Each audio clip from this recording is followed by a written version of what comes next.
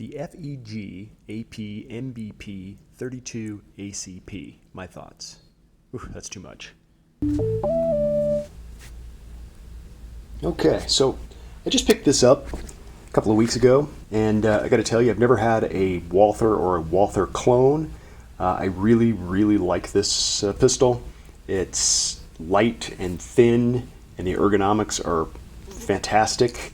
I would highly consider this as a carry gun.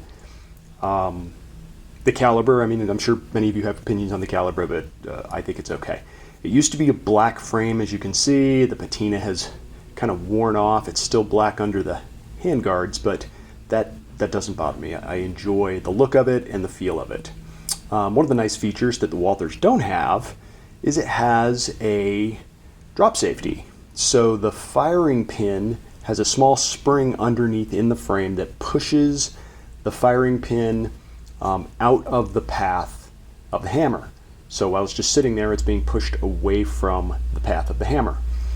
And the way it's activated is when you squeeze the trigger, just watch on the top of the frame as you squeeze the trigger, a little pin sticks up, and that pin pushes against the bottom of the firing pin and pushes it into the path of the hammer. The clever design. So the decocker works pretty well, and I didn't have any issues with mine out of the range. If you look really closely, you can see just before it drops, you can see the bar that's up in front of the firing pin, and mine worked just fine. So I'm pretty happy with that feature. It came with one magazine. I bought 2 extras, and unfortunately, as you can see with the big X, they don't all hold the slide open. 2 of them work, that one does not. So these magazines, with all of these FEG Walther clones, that little piece of the follower right there, that little springy piece of metal that's attached to the follower, that's the slide hold open. That activates the lever inside the frame. After the last shot, that little piece pops over to the side and holds the slide open. So if it's not shaped just perfectly, it doesn't work, and that's kind of the issue with that one I have. One of the things I've heard discussed on some of the videos is that the magazines don't drop freely when you hit the magazine release button, and that is true. They don't. As you can see, it just kind of pops out and hangs there until you grab it and pull it out.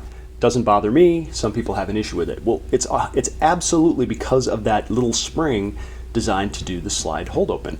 Because after it activates and it pops over to the left a little bit, it is rubbing on the inside of the magazine well. That's what's causing it not to drop. Now, for those of you that subscribe to the philosophy of not running your pistol dry, with a round still in it, works just fine.